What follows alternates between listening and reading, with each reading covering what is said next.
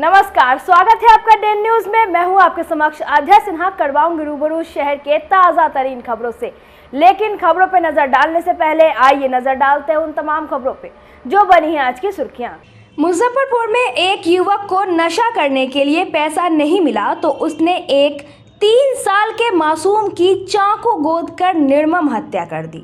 घटना सदर थाना इलाके के दिघरा की है, जहां दरवाजे पर खेल रहे 3 साल के साहिल कुमार के पेट में विजय झा ने चाकू घोंप दी। जैसे ही आरोपी ने मासूम साहिल के पेट में चाकू मारा, उसकी आंत बाहर निकल आई। इलाज के दौरान SKMCH में उसकी मौत हो गई। घटना के बाद पुलिस ने दिघरा दास टोला में छापेमारी कर आरोपी पवन झा के पुत्र विजय झा को गिरफ्तार कर लिया। पुलिस ने उस चाकू को भी जब्त कर लिया है जिससे हत्या की गई है। ग्रामीणों ने सदर थाना की पुलिस को बताया कि साहिल समेत 3-4 बच्चे पवन झा के दरवाजे पर खेल रहे थे। विजय झा घर से हाथ में चाकू लेकर निकला और साहिल पर वार कर दिया। पेट में चाकू लगने से लहूलुहान साहिल घटनास्थल पर ही गिर गया। चाकू मारने के बाद विजय झा अपने घर में जाकर छिप गया था, जिसके बाद लोगों ने उसे पकड़कर पुलिस के हवाले कर दिया। गिरफ्तार विजय का कारनामा सुन आपके रोंगटे खड़े हो जाएंगे। उसने बताया कि खाने पीने के पैसे नहीं मिला तो किसी का भी हत्या कर सकता है, इसी कारण वो मासूम की हत्या की है। फिलहाल पुलिस ने उसे जेल भेज दिया है। क्या हुआ था रात में? क्या हुआ था? खाना पानी के लिए मारे थे। किसको मार दी? बच्चा को। बच्चा को? खाना पानी नहीं मिलेगा तो मार दोगे? तब किसी को ही मार दोगे? किसी को भी। क्या क्या किसी को? खाना पानी नहीं।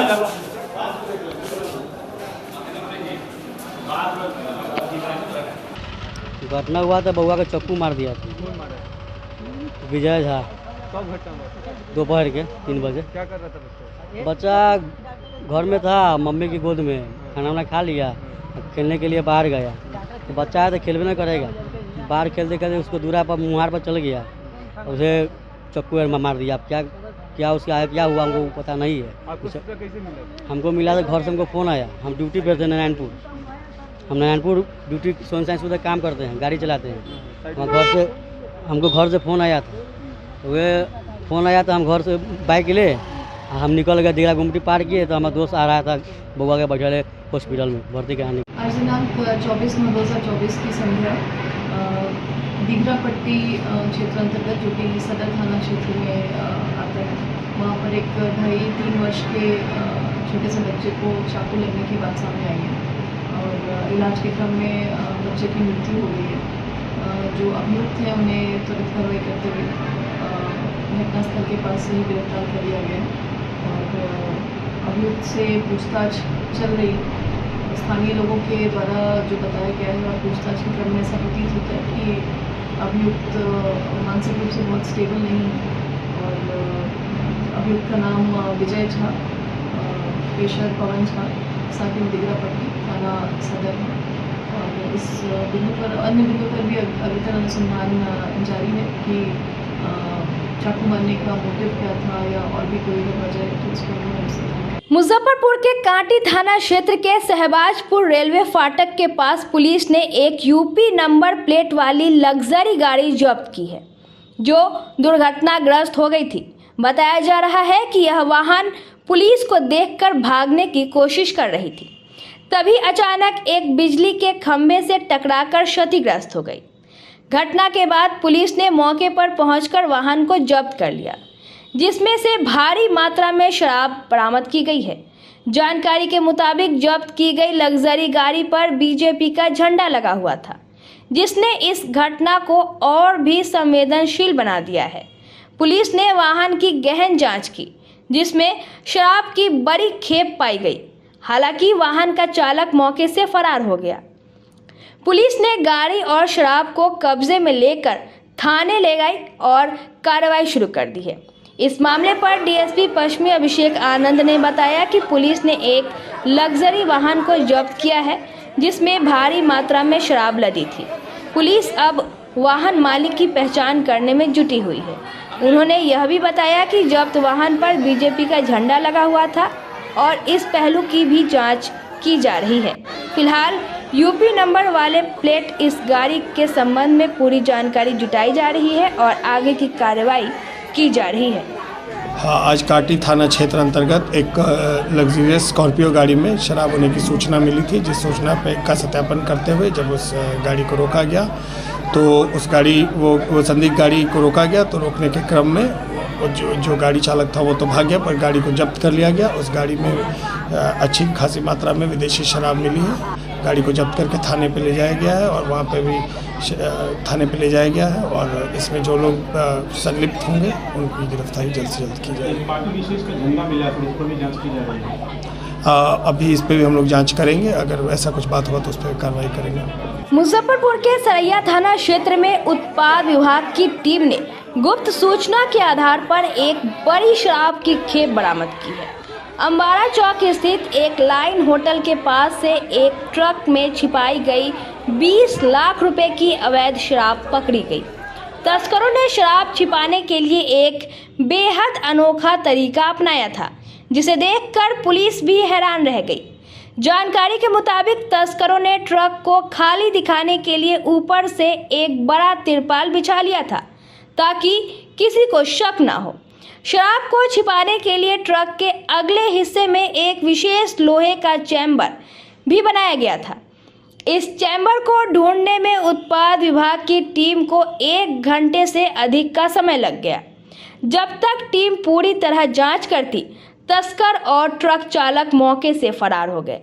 उत्पाद विभाग के सहायक उपायुक्त विजय शेखर दुबे ने बताया कि यूपी की नंबर प्लेट के ट्रक से पंजाब निर्मित शराब की बड़ी खेप जब्त की गई है। तस्करों ने शराब छिपाने के लिए चतुराई भरा तरीका अपनाया था, जिसके मंसूबे पर पानी फेर दी गई है। रात्रि में गुप्त सूचना प्राप्त हुई कि सरैया थाना क्षेत्र में अंबारा में एक ट्रक से शराब आया। डीसीएम ट्रक है, जिसमें गोपनीय रूप से शराब को छिपाया गया है।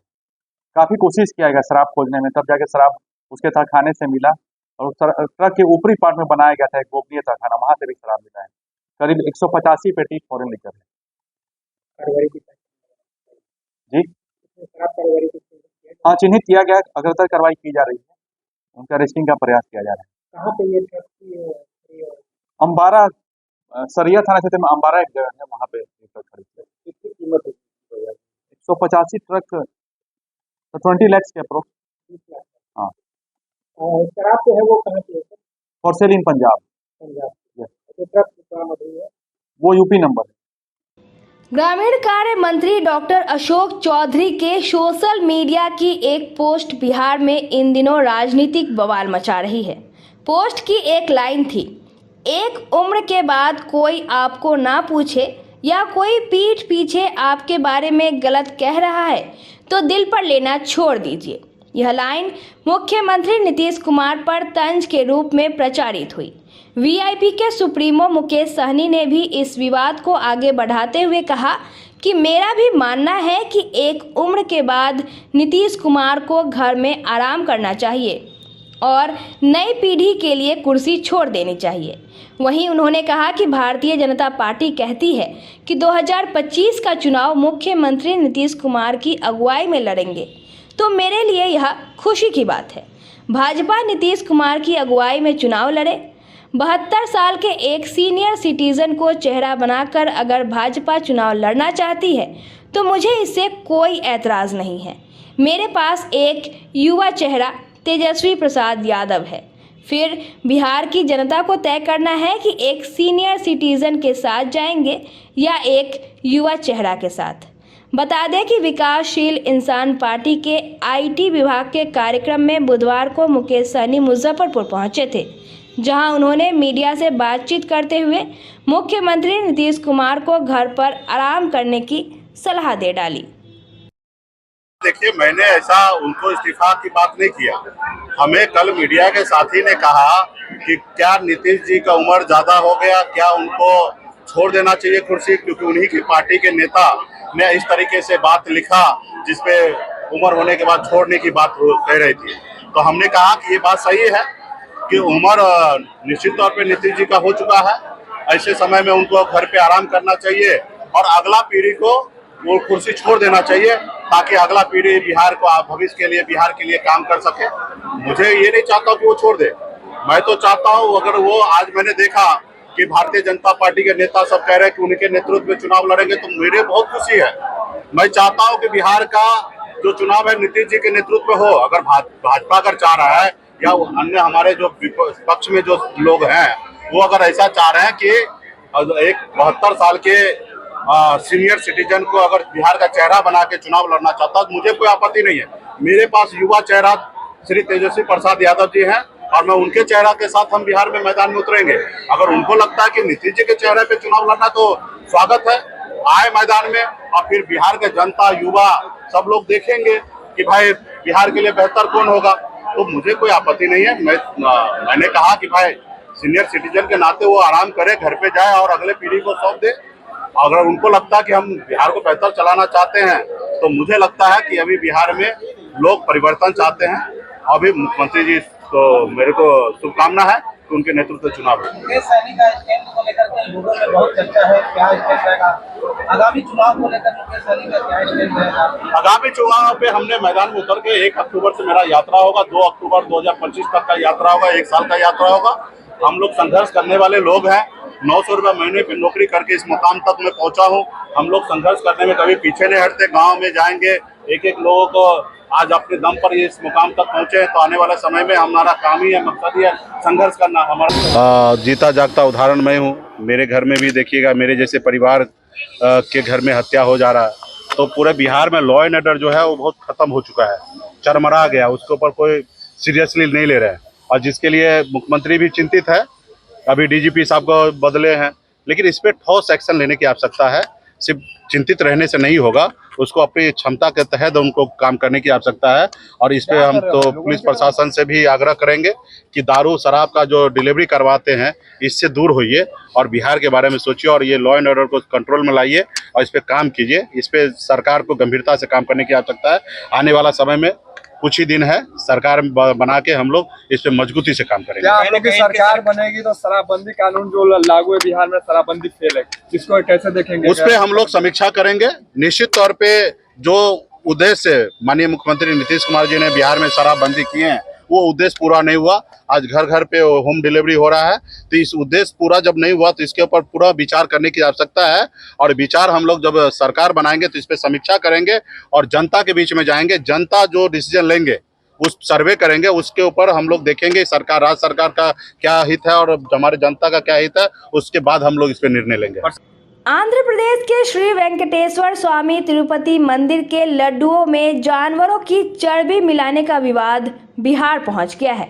मुजफ्फरपुर में इस मामले को लेकर मंदिर के अध्यक्ष वाई सुब्बा रेड्डी, प्रदेश के पूर्व मुख्यमंत्री वाई जगनमोहन रेड्डी और तिरुपति बालाजी मंदिर के सचिव के ऊपर अधिवक्ता सुधीर कुमार ओझा ने बुधवार को मुजफ्फरपुर के मुख्य न्यायिक दंडाधिकारी के कोर्ट में परिवाद दायर किया है। अधिवक्ता सुधीर कुमार ओझा ने बताया कि तिरुपति मंदिर में जो प्रसाद चढ़ाया जाता है और जिसकी बिक्री की जाती है उसमें जानवरों की चर्बी मिलने की बात सामने आई है।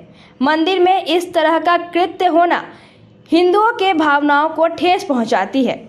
जब वहां के मुख्यमंत्री ने इस मामले को लेकर आवाज़ उठाई तो इसकी जांच की गई और जांच में यह पुष्टि हुई कि प्रसाद में जानवरों का मांस और मछली का तेल के अलावा ऐसे बहुत सारे पदार्थ मिलाए जाते हैं जिसे खाने से इंसान का स्वास्थ्य भी बिगड़ सकता है। कोर्ट ने मामले की गंभीरता को देखते हुए इसकी अगली सुनवाई की तिथि 19 अक्टूबर 2024 मुकर्रर की है। मंदिर है, हिंदुओं के लिए बहुत बड़ा एक मंदिर है आंध्र प्रदेश में। उस मंदिर के जो प्रबंधक हैं, पूर्व मुख्यमंत्री और सचिव, जिनके द्वारा वर्षों से जो वहाँ प्रसाद चढ़ाया जाता है, लड्डू बनता है, उसके जो जिस घी में लड्डू बनाया जाता है उस घी में काफ़ी मिलावट जांच के क्रम में पाया गया है, जिसमें बीफ के साथ साथ मछली का ऑयल और कई तरह का ऐसे पदार्थ पाए गए हैं जो न बल्कि हिंदुओं के भावनाओं को ठेस पहुँचाने के साथ साथ उनके स्वास्थ्य के लिए भी हानिकारक है। यह बात जांच में लैब में पाया गया है और इसी को लेकर के मैं माननीय सीएम मुजफ्फरपुर की अदालत में जो वाई सुब्बा रेड्डी है जो उसके प्रबंधक हैं और जगन रेड्डी साहब जो पूर्व मुख्यमंत्री हैं और वहाँ के जो सचिव हैं मंदिर प्रबंधन के, इन तीनों के विरुद्ध हमने BNS जो नई धारा बना है उसके 298, 302, 196, 352, 52, 61 क्लॉज 2, 274, 275 के तहत यह मुकदमा दर्ज कराया है और मांग किया है कि इनके द्वारा लाखों भक्त जो वहाँ जाते हैं आस्था के तहत भगवान का दर्शन करने और उनके माध्यम से जो लड्डू में जिस तरह का इस तरह का मिलावट करके जो बेचा गया है और जो भगवान पर चढ़ाया गया है, लोगों को खिलाया गया है, इसलिए सख्त से सख्त कानूनी कार्रवाई की जाए। माननीय सीजीएम साहब ने सुनवाई के लिए रख लिया है और 19/10/24 की तिथि मुकर्रर की है। बिहार में भी कई मंदिर है जिसमें नैवेद्य में चढ़ाया जाता है, उसका भी जांच जी, जांच उसकी होनी चाहिए। जिस तरह की बातें सामने आ गई है तो अब तो हर हाल में इसकी जांच होनी चाहिए और इस तरह के जो कुकृत करते हैं उन पर सख्त से सख्त कार्रवाई भी होनी चाहिए। हर भूमिहीन को 5 डिसमिल जमीन देने, मुजफ्फरपुर जिला को सूखाग्रस्त क्षेत्र घोषित करने और जमीन सर्वे का काम बंद करने समेत 10 सूत्री मांगों के समर्थन में भारतीय कम्युनिस्ट पार्टी ने बुधवार को समाहरणालय परिसर में जमकर धरना प्रदर्शन किया। इसके पूर्व मुजफ्फरपुर क्लब से सैकड़ों की संख्या में जुलूस निकाला, जो शहर के विभिन्न मार्गों से होते हुए समाहरणालय परिसर पहुंचा। इस दौरान सभा को संबोधित करते हुए सीपीआई नेता सब्बर हुसैन ने बताया कि बिहार सरकार ने जो वादा किया था कि हर भूमिहीन परिवार को हम 5 डिसमिल जमीन देंगे, उस वादे को बिहार सरकार ने पूरा नहीं किया। हमारी मांग है कि सभी भूमिहीन परिवारों को 5 डिसमिल जमीन दिया जाए। इसके साथ ही मुजफ्फरपुर जिला को सूखाग्रस्त क्षेत्र घोषित किया जाए और भूमि सर्वे का काम तत्काल प्रभाव से रोक लगाया जाए। जब तक जमीन मालिकों का पेपर तैयार नहीं हो जाता है, तब तक सर्वे का काम स्थगित किया जाए।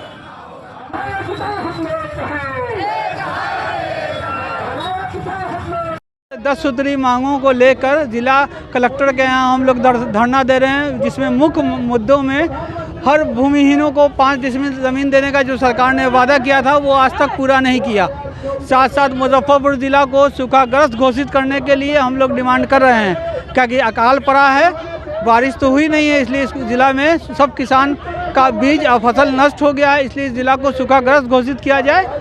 और साथ साथ जो नया कानून बना है सर्वे का, उस सर्वे को तत्काल रोका जाए, इस कारण कि घर घर में भाई भाई में झगड़ा हो रहा है और कागज़ का उपलब्धता नहीं होने के कारण ये विवाद बढ़ता जा रहा है। इसलिए हम लोग का मुख्य मांग ये है कि ये भी तत्काल भूमि सर्वे को रोका जाए और जब कागज़ उपलब्ध करा दिया जाए सरकार के माध्यम से, तब इसका सर्वे कराया जाए। भाजपा के देशव्यापी कार्यक्रम सेवा पखवाड़ा के तहत एकात्म मानववाद और अंत्योदय का अलख लगाने वाले पंडित दीनदयाल उपाध्याय के 108वीं जयंती दिवस पर भाजपा ने सदस्यता अभियान का मेगा ड्रॉ 1456 बूथ पर चलाते हुए मुजफ्फरपुर भाजपा ने जिला कार्यालय में उनके तैल चित्र पर माल्यार्पण कर पुष्प अर्पित कर नमन किया।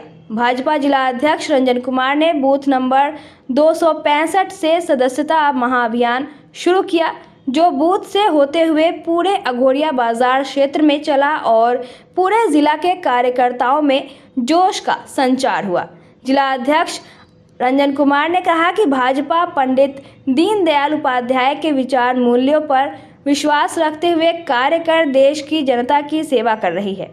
उनके अंत्योदय और एकात्म मानववाद से अंतिम पंक्ति के जनता तक को सभी लाभ हो रहा है। प्रधानमंत्री नरेंद्र मोदी ने भी उनके विचारों को आगे बढ़ाते हुए जन धन योजना लाकर भारत की जनता को सीधे लाभ पहुंचाने का सफल प्रयास किया है। मौके पर जिला महामंत्री सह मुख्यालय प्रभारी सचिन कुमार, धर्मेंद्र साहू, उपाध्यक्ष अंकज कुमार, मंत्री धनंजय झा, नंदकिशोर पासवान, जिला मीडिया प्रभारी डॉक्टर साकेत शुभम ठाकुर सहित कई अन्य भाजपा नेता मौजूद रहे। देखिए, आज पंडित दीनदयाल उपाध्याय जी की जन्म जयंती है। इस अवसर पर भारतीय जनता पार्टी मुजफ्फरपुर जिला कार्यालय में आज श्रद्धांजलि सभा आयोजित करके उनकी जयंती पर उनको श्रद्धासुमन श्रद्धांजलि अर्पित करती है। पंडित दीनदयाल उपाध्याय जी राष्ट्रीय स्वयंसेवक संघ के एक संगठनकर्ता और बड़े चिंतक भी थे, साथ ही जनसंघ के वो अध्यक्ष भी थे और भारत में सनातन धर्म को युगानुसार एकात्मवाद मानववाद के रूप में उन्होंने ही प्रस्तुत किया था। उनकी सोच थी कि समाज के अंतिम वर्ग तक बैठे लोगों तक सरकार की सुविधा पहुँचे, कोई भी इस देश का आदमी भूखा नहीं सोए। अंत्योदय जिसकी आज हम लोग चर्चा करते हैं, पंडित दीनदयाल उपाध्याय जी की ही सोच थी। और आज भारतीय जनता पार्टी जहां पहुंची है, जिस स्थान पर आज पहुंची है, हमारे ऐसे ही महामानव की सोच का और विचारधारा का अनुरूप करके आज यहाँ तक पहुंची है। इस अवसर पर हम उनको श्रद्धा सुमन श्रद्धांजलि अर्पित करते हैं, जयंती पर उनको याद करते हैं। और इस अवसर पर अभी भारतीय जनता पार्टी का पूरे देश वर्ष में सदस्यता अभियान भी चल रहा है। आज हम भारतीय जनता पार्टी के कार्यकर्ताओं ने प्रण किया था कि हम लोग सभी लोग इस सदस्यता अभियान को आज इनकी जयंती के अवसर पर पूरे जोर शोर के साथ चलाएंगे। और हर एक बूथ पर, देश के हर बूथ पर आज भारतीय जनता पार्टी के एक एक कार्यकर्ता कम से कम 100 सदस्यता करने का काम कर रहे हैं। भारतीय जनता पार्टी ने अपने संस्थापक सदस्य पंडित दीनदयाल उपाध्याय के जन्म जयंती पर पूरे देश भर में बुधवार को जयंती समारोह का आयोजन किया। इसी क्रम में मुजफ्फरपुर के स्पीकर चौक स्थित अटल सभागार में भी पूर्व मंत्री सुरेश शर्मा ने पंडित दीनदयाल की जयंती मनाई। कार्यक्रम की शुरुआत पंडित दीनदयाल के छायाचित्र पर पुष्प अर्पित कर माल्यार्पण कर किया गया। मौके पर पूर्व मंत्री सुरेश शर्मा ने कहा कि पंडित दीनदयाल उपाध्याय एक ऐसे व्यक्तित्व थे जिनके पूरे आइडियोलॉजी पर भारतीय जनता पार्टी आज देश की सबसे बड़ी पार्टी है। उनका उद्देश्य था कि देश में कैसे गरीबी उन्मूलन होगा, किस तरह से देश समृद्ध बनेगा, यह कल्पना पंडित दीनदयाल ने की थी। और आज उन्हीं का सपना पूरा करने के लिए भाजपा सदस्यता अभियान चला रही है, जिसमें पिछला रिकॉर्ड तोड़ते हुए नए रिकॉर्ड के साथ भारतीय जनता पार्टी पूरे विश्व की सबसे बड़ी पार्टी बनकर उभरेगी और सभी लोग मिलकर भारत को विश्व गुरु बनाने की ओर अग्रसर होंगे। भारतीय जनता पार्टी के संस्थापक स्वर्गीय दीनदयाल उपाध्याय जी का आज जन्म दिवस पूरे भारतवर्ष में मनाया जा रहा है। उस संदर्भ में आज मुजफ्फरपुर अटल सभागार में भी दीनदयाल जी का जन्मोत्सव मनाया जा रहा है। यह विदित है कि यह पूरी भारतीय जनता पार्टी के जितने नीति सिद्धांत जो है वो दीनदयाल जी की देन है। दीनदयाल जी एक ऐसे व्यक्ति थे जिनके आइडियोलॉजी पर आज विश्व का सबसे बड़ा पार्टी भारतीय जनता पार्टी है। और एक सफल जो उनका भावना था, जो उनका उद्देश्य था, वह देश में कैसे गरीबी उन्मूलन होगा, किस तरह से समृद्ध देश बनेगा, किस तरह से विश्वव्यापी विश्व गुरु यह देश बनेगा, यह कल्पना दीनदयाल जी की थी। और आज उसी कल्पना को साकार करने के लिए 1818 करोड़ जनता की सदस्यता पिछले बार थी, फिर सदस्यता अभियान चल रहा है।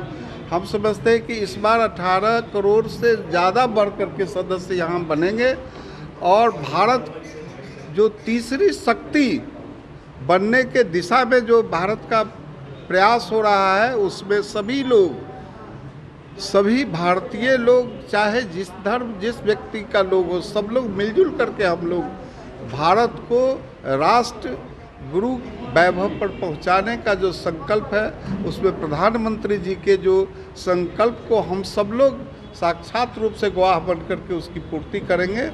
देश समृद्ध होगा, स्वाभिमानी होगा।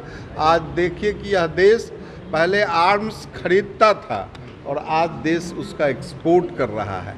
आज देश में कोई भूखमरी नहीं है। आज एक एक चीज़ दीनदयाल जी जो बताए थे, उसके ऊपर चलने से लगता है कि भारत तीसरी शक्ति विश्व में बनेगा और उसके लिए आज हमें कोई आंख नहीं दिखा सकता है।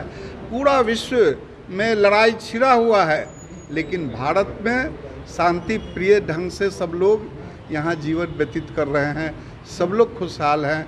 यह भारतीय जनता पार्टी और दीनदयाल जी के बताए गए सुझाव के कारण आज देश हमारा एकजुट है, संपन्न है, स्वाभिमानी है और राष्ट्र निर्माण में इसकी भूमिका अहम हो रही है।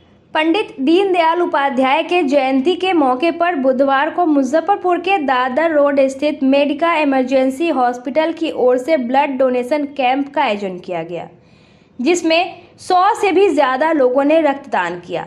इस मौके पर मुख्य अतिथि के रूप में भारत सरकार के केंद्रीय राज्य मंत्री राजभूषण चौधरी निषाद, बिहार सरकार के मंत्री हरि सहनी और आई के विधायक पूर्व मंत्री रामसूरत राय, अस्पताल के डायरेक्टर अविनाश सिंह समेत कई गणमान्य लोग मौजूद रहे। सभी ने कहा कि रक्तदान जैसे समाज हित के कार्य करने चाहिए, जिससे अन्य लोगों का भला हो सके एवं यह सबका कर्तव्य है कि युवा वर्ग को समाज हित के कार्यों में बढ़ चढ़कर भागीदार बनने के लिए प्रेरित करें। उन्होंने कहा कि रक्तदान किसी एक व्यक्ति की जान को बचाता है, बल्कि साथ साथ में कुछ वैसे व्यक्ति के जान से जुड़े अन्य परिजनों की आशाओं को भी जीवित रखता है, क्योंकि यह किसी भी रक्तदाता को पता होता है कि उसके द्वारा दान किया गया रक्त कितने ज़रूरतमंद व्यक्ति को मिल रहा है। देखिए, जैसा कि हम सब जानते हैं कि रक्तदान महादान है और इससे बहुत सारे लोग अपने समाज में जिनको ब्लड के अभाव में इलाज में परेशानी हो रही है, ऑपरेशन नहीं हो पाता है, तो वैसे लोगों के लिए आज हम लोग ब्लड डोनेशन कैंप आयोजित किए हैं, क्योंकि आज हमारे श्रद्धेय पंडित दीनदयाल उपाध्याय जी की जयंती भी है। इस अवसर पर हम लोग रक्तदान शिविर के यहाँ के मेडिका हॉस्पिटल के जो संस्थापक हैं सारे लोग मिलकर के आयोजित किया है और इसी कार्यक्रम हम लोग आए हैं और यहाँ अच्छा खासा संख्या में लोग डोनेट कर रहे हैं। अभी तक लगभग 40-50 लोग ब्लड डोनेट कर चुके हैं। आज मेडिका हॉस्पिटल में रक्तदान शिविर चल रहा है, जो माननीय यशस्वी प्रधानमंत्री जी के द्वारा ये पूरे देश में अभियान चलाया जा रहा है, जिस अभियान के कड़ी में आम जनता के हित में आने वाले काम जैसे रक्तदान, जैसे आपका आयुष्मान कार्ड, स्वास्थ्य शिविर, स्वच्छता अभियान, सेवा पखवाड़ा चल रहा है। इसमें पूरे बिहार के अंदर हर पीडीएस दुकान पे आयुष्मान कार्ड का निर्माण हो रहा, बनाया जा रहा है और रक्त एक ऐसा चीज़ है जिसका कोई वैकल्पिक व्यवस्था नहीं है। इसलिए हम तमाम युवाओं से, तमाम ऐसे स्वस्थ लोगों से आग्रह करेंगे कि आप भी अपना रक्त दान करें, क्योंकि हम लोग भी दिया करते थे। इस कारण आप सबको देने से ये लाभ होगा कि आवाम जनता को, किसी भी धर्म, किसी भी समाज के लोगों को जब खून की कमी होती है तो वैकल्पिक खून बनता नहीं है, किसी के देने से ही किसी को खून मिलता है, किसी की जान बचती है। इस तरह से हम सबों को रक्तदान शिविर लगा करके रक्तदान शिविर में जाना चाहिए। और आज मेडिका हॉस्पिटल में जब मैं आया हूँ, दर्जनों बच्चों ने एक साथ मिल करके अपना रक्तदान दिए हैं, तो बहुत उनका भविष्य उज्ज्वल हो, ये मैं कामना करता हूँ। और मेडिका हॉस्पिटल के व्यवस्थापक को भी धन्यवाद देता हूँ कि आपने जो माननीय नरेंद्र मोदी जी का जो सोच है उसको साकार कर रहे हैं। आपको भी भगवान भला करें। आज पंडित दीनदयाल उपाध्याय जी के जन्मदिन के उपलक्ष्य में हमारे अस्पताल मेडिका इमरजेंसी हॉस्पिटल में एक रक्तदान शिविर का आयोजन किया गया था, जिसमें लगभग अभी तक 100 लोग के आसपास रक्तदान किए हैं, जिसमें कई सारे ऐसे डोनर्स हैं जो फर्स्ट टाइम डोनेट कर रहे हैं और लोगों में यही मैसेज देने की कोशिश कर रहे हैं हम लोग कि रक्तदान करने से लोगों का कल्याण हो सकता है। रक्तदान के माध्यम से आप समाज में एक अच्छा मैसेज दे सकते हैं और बहुत सारे रोगों से आप खुद भी अपने आप को सेफ रख सकते हैं। रक्तदान करने से कई सारी ऐसी बीमारियां हैं जो उनको मरीज जो डोनेट कर रहे हैं उनको नहीं लगता है। जी, मुख्य अतिथि कौन कौन है? आज के मुख्य अतिथि थे राजभूषण चौधरी, डॉक्टर राजभूषण चौधरी, माननीय मंत्री भारत सरकार, रामसूरत राय जी, माननीय विधायक हरि सहनी जी, माननीय मंत्री बिहार सरकार। काफ़ी लोग आ रहे हैं? जी जी, काफ़ी लोग आ रहे हैं, लगभग 100 के आसपास लोग पहुंच चुके हैं अब तक। हो सकता है कि संख्या बढ़ के लगभग 150 के आसपास पहुंचे। अच्छा, आगे भी कैंप चलेगा? आगे भी कैंप चलेगा। हम लोग अस्पताल में कई तरह के और भी कैंप्स कर रहे हैं, जैसे कि फ्री हेल्थ चेकअप कैंप भी हमारे यहाँ हो रहा है और टाइम टू टाइम हम लोग फ्री मेडिसिन भी यहाँ से वो करवाते हैं, डोनेट करवाते हैं। रक्तदान शिविर अभी लगा ही है, 2 दिन पहले हम लोग यहाँ से आपको लगभग 50 किलोमीटर आगे जाके हेल्थ कैंप भी लगाए थे। मुजफ्फरपुर डांसर कम्युनिटी द्वारा शहर के बीएमपी स्थित मयूर महल रिजॉर्ट में आगामी 29 सितंबर को बिहार के सबसे बड़े dancing competition dream on the dance floor के ग्रैंड फिनाले का आयोजन होने जा रहा है। इस आयोजन में बॉलीवुड के सुप्रसिद्ध डांसर एंड कोरियोग्राफर धर्मेश येलांदे शिरकत करेंगे। वहीं बुधवार को पुरानी बाजार स्थित रॉयल मैरिज हॉल में इसके आयोजन को लेकर प्रेस कॉन्फ्रेंस किया गया और प्रतिभागियों का सेमीफिनाले भी आयोजित किया गया। बता दें कि इस सेमीफिनाले में अपना हुनर दिखाने वाले 40 प्रतिभागियों को 29 सितंबर को धर्मेश सर के सामने अपनी प्रस्तुति देने का मौका मिलेगा। वहीं सेमीफिनाले में सभी प्रतिभागियों को डांस प्लस के विजेता तेजस और बॉलीवुड के कई सुपरस्टार को कोरियोग्राफ करने वाले कोरियोग्राफर सूरज यादव ने निर्णायक मंडल के तौर पर जज किया। मौके पर आयोजक अमन डी ने बताया कि मुजफ्फरपुर के सभी डांसरों का सपना था कि वह धर्मेश सर को मुजफ्फरपुर की धरती पर बुलाए और उनका सम्मान करें। आज उन सभी डांसरों का सपना साकार होने जा रहा है। सालों की कड़ी मेहनत के बाद इस कार्यक्रम को अंजाम दिया जाएगा। वहीं विजेता को 50,000 का पुरस्कार भी दिया जाएगा। इस मौके पर अंकित अत्री, विक्रम, नेहा, दीपा सहित कई अन्य सदस्यगण मौजूद रहे। सेमीफाइनल है और फाइनल में धर्मेश सर आने वाले। सेमीफाइनल में और सूरज सर जज करने वाले। तो यहाँ पे डांस का क्रेज़ बहुत है, मतलब बहुत पार्टिसिपेट है, बाहर से आई है। बहुत बड़ा शो होने वाला है, बहुत मज़ा आने वाला है। आप सभी को चाहता हूँ कि आप सभी रुके, 2-3 परफॉर्मेंस देखें, बहुत मज़ा आएगा, बहुत कुछ देखने मिलेगा, बहुत कुछ सीखने मिलेगा, तो मज़ा आएगा। मुजफ्फरपुर में कैसा लगा? मुजफ्फरपुर में मैं सबसे पहले बोलूँ तो फर्स्ट टाइम आया हूँ, यूपी बिहार इधर फर्स्ट टाइम आया हूँ। मैं यहाँ से ट्रेन से ही देख रहा था तो बहुत अच्छा लग रहा था कि अरे सिटी है एकदम, मतलब मुजफ्फरपुर तो पूरी सिटी है। तो सिटी में आके ना ऐसा नहीं लग रहा कि अरे कहाँ आगे बाहर, ऐसा लग रहा है कि घर में आए हम लोग हमारे, तो बहुत मस्त लग रहा है मुझे। क्योंकि मैं भी बिहार का ही हूँ, बट मैं फ़र्स्ट टाइम विज़िट किया हूँ बिहार 2010 में। आज लेके मेरे को कम से कम 15 से 20 साल हो गया, आज फर्स्ट टाइम आया हूँ। और अमन के बारे में 2 बात बोलूँगा। वो बंदा 2015 में आया था मुंबई अपने सपने लेके, उसने जो अपना सपना उधर किया एंड ही वाज लाइक अचानक गायब। तो उसके बाद आई फेल्ट कि इसको क्या हुआ, ना कॉल पिकअप कर रहा है ना, बट आफ्टर 3 to 4 years मेरे को बुलाया, सर ऐसा ऐसा मैंने रखा है। और बिहार वालों के लिए सबसे पहली बात तो एक स्टेज नहीं था, नहीं मुंबई जाते थे वहाँ पर, या तो पहली बात तो बिहार के लिए एकदम अच्छा बड़ा स्टेज मिल गया, कहीं बाहर जाने की ज़रूरत नहीं है। जो कुछ भी अपना टैलेंट है यहाँ पर दिखा सकते हैं और अपने बिहार का नाम रोशन कर सकते हैं। लेकिन अभी भी देखा जा रहा है जो डांसर है यहाँ का, हाँ, बाहर जाना पड़ता है सीखने या दिखाने में। हाँ, एक्चुअली कैसा है सीखने हाँ बिहार में कमी, इट्स लाइक अभी वही कमी अपने अमन सर पूरी कर रहे हैं, क्योंकि बिहार में पहली बार ऐसा कंपटीशन, और धर्मेश भी पहली बार आ रहा है। तो बिहार वालों को ये एक्चुअली ये फर्स्ट स्टेप है। तो जैसे जैसे ये उनको पता चल जाए कॉम्पिटिशन्स होता है, इसके बाद हमारे जो भी डांस कल्चर के वर्कशॉप्स होते हैं, अभी 3 दिन हमारे वर्कशॉप चलेंगे, 29, 28 ऐसे समथिंग, तो वो वर्कशॉप चलेंगे। और जैसे कि आपने पूछा कि बिहार वालों को बाहर जाना पड़ता है, तो ये चीज़ अमन ने इसीलिए किया कि कल को बिहार वालों को बाहर नहीं जाना चाहिए, जो कुछ अपने बिहार में सब अवेलेबल रहेगा। प्रोजेक्ट लेके आया हूँ मैं पूरे बिहार के लिए, dream on the dance floor all over Bihar dance championship. इसका सिटीज़ ऑडिशन हर जगह हुआ है पूरे बिहार भर में, ऑनलाइन ऑडिशन भी हुआ है, जिसका आज सेमीफिनाले है। सेमीफिनाले में हमारे सेलिब्रिटी गेस्ट तेजस और सूरज सर हैं, और आज ही कुछ कंटेस्टेंट सेलेक्ट होकर फिनाले में जाएंगे, जो 29 सितंबर को होने वाला है, जिसमें हमारे ग्रैंड फिनाले जज धर्मेश सर हैं। धर्मेश सर का इंट्रोडक्शन शायद नहीं देना पड़े, लोग जानते हैं उनको धर्मेश सर कौन है। और ये होने जा रहा है मयूर महल रिजॉर्ट BMP 6 में। और जो भी लोग इंटरेस्टेड है धर्मेश सर को देखने के लिए, वो पासेस के लिए हमें कांटेक्ट कर सकते हैं, मेरी टीम को कांटेक्ट कर सकते हैं। और बहुत ही अच्छा इवेंट होने जा रहा है। आज हमारे पास पूरे इंडिया के कंटेस्टेंट पहुँचे हैं, जैसे कि गुजरात, मुंबई, बेंगलोर, गुड़गांव, जयपुर, बहुत जगह से कंटेस्टेंट आया है मुजफ्फरपुर में। तो ये मुजफ्फरपुर के लिए बहुत बड़ी बात है कि मुजफ्फरपुर जैसे सिटीज़ में मुंबई से डांसर एज ए कंप्लीट करने के लिए आ रहे हैं। तो ये मेरे लिए बहुत खुशी की बात है और मैं काफ़ी सालों से इस चीज़ में लगा हुआ था, लगभग 10-12 साल से मैं लगा हुआ था इन सब चीज़ों में कि मुझे करना है। आज मुझे फाइनली ऐसा मौका मिला कुछ करने का, तो थैंक यू सो मच कि मेरा नाम अमन डी है और ये का उद्देश्य क्या है? इसका बच्चों में उत्साह भरने का कि बच्चे लोग डीमोटिवेट हो गए। जैसे मैं खुद एक डांसर हूँ, तो मैं काफ़ी सालों से यहाँ पे था, तो मुझे ऐसा कुछ वाइब नहीं मिलता था यहाँ पे कि जैसे कुछ इवेंट नहीं हो रहा है, कुछ डांस कंपटीशन नहीं हो भी रहा है तो मतलब लोग इंटरेस्ट नहीं ले रहे हैं उसमें। तो लोग इंटरेस्ट तभी लेते हैं जब उनको कुछ बड़ा दिखता है। तो इसलिए मैंने डायरेक्ट धर्मेश सर को कॉल किया और उनको बोला कि नहीं सर मेरे को करना है, आप करिए।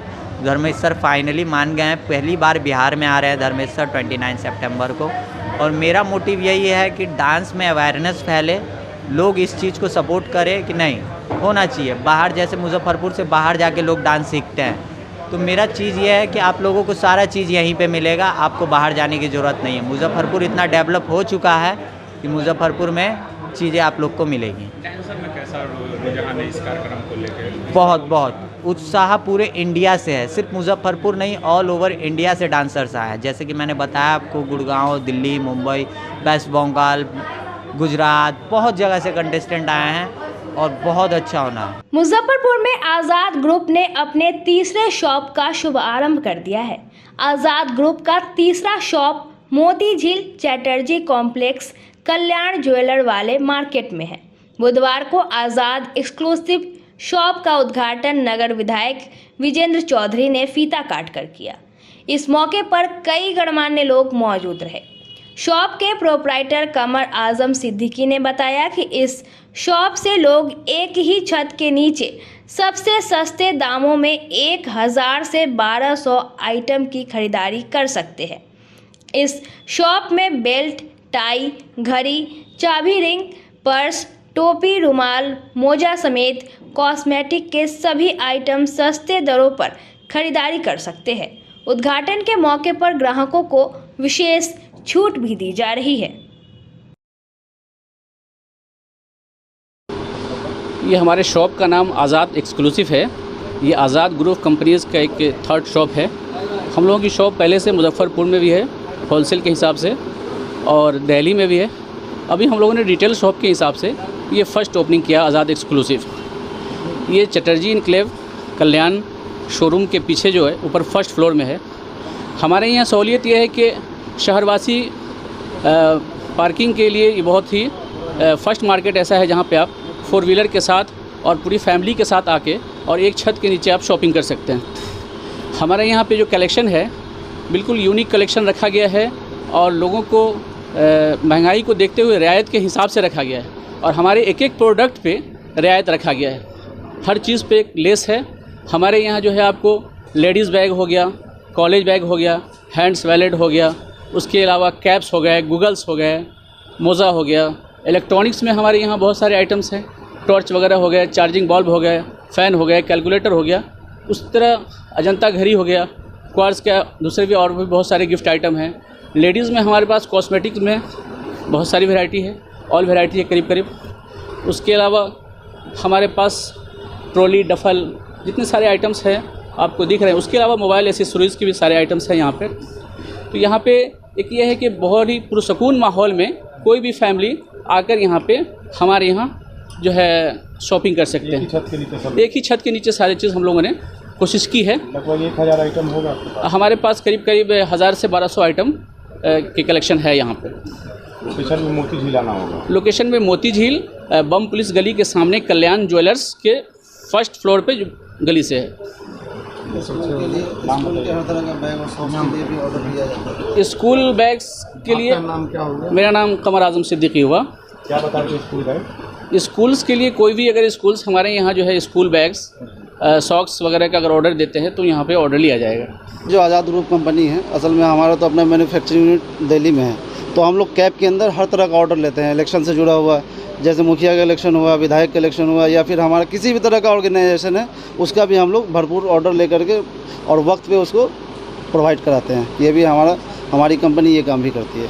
तो तो हमारा ये आज मुजफ्फरपुर के अंदर, बिहार के अंदर पहला सेटअप है रिटेल के अंदर। हम लोग इसको और आगे लेके जाएंगे और हमारा कोशिश है कि बिहार के हर शहर के अंदर हमारा एक सेटअप हो, तो हम लोग उसके तरफ प्रयासरत हैं। कंफ्यूजन होता है रेट को लेकर कि मोती जिला आ रहे हैं, रेट ज़्यादा होगा, तो रेट पर क्या कीजिए? सर, आज़ाद ग्रुप ने ऐसा ये माहौल बनाया ना कि कोई भी ऐसी चीज़ नहीं है जो डिस्काउंट में ना हो, ऐसी कोई चीज़ ही नहीं है। कॉस्मेटिक्स भी होगा हमारे यहाँ 10% डिस्काउंट में, बिल्कुल लक्ष्मी जैसे आइटम में, या फिर पॉन्ड्स या कोई भी उसमें भी 10% का डिस्काउंट होएगा। स्कूल बैग्स है उसके भी अंदर बहुत बेहतरीन डिस्काउंट दिया गया है, तो डिस्काउंट के लिए बिल्कुल भी निसंकोच रहें, उसके लिए कहीं से कोई दिक्कत नहीं है। आप बेफिक्र होकर आएँ हमारे स्टोर पे और एक बार अपना भरोसा हमें दें। और इसमें यहाँ हजारों तरह के सामान बिकेंगे, क्वालिटी भी अच्छा है और मिनिमम 10% जो है सो लेस भी है। ये अच्छी बात है, हमारी शुभकामना है कि ये दुकान अच्छा से चले, फले फूले और इस तरह के दुकान और भी मुजफ्फरपुर में खुले। यहाँ पार्किंग के लिए जगह दिया गया है जो सामान्य तौर पर कल्याणी मोती झील में मिलता नहीं है, ये भी बड़ी बात है। तो हम अपील करते हैं कि यहाँ से अच्छे सामान मिलेंगे, सब लोग परचेज़ करें और उत्साहित करें जो दुकान खोल रहे हैं उनको। यही हम कह के अपनी बात समाप्त करते हैं। आज के लिए बस इतना ही, कल फिर मिलेंगे कुछ नई खबरों के साथ। तब तक मुझे और मेरे पूरे न्यूज़ टीम को दीजिए इजाज़त। नमस्कार।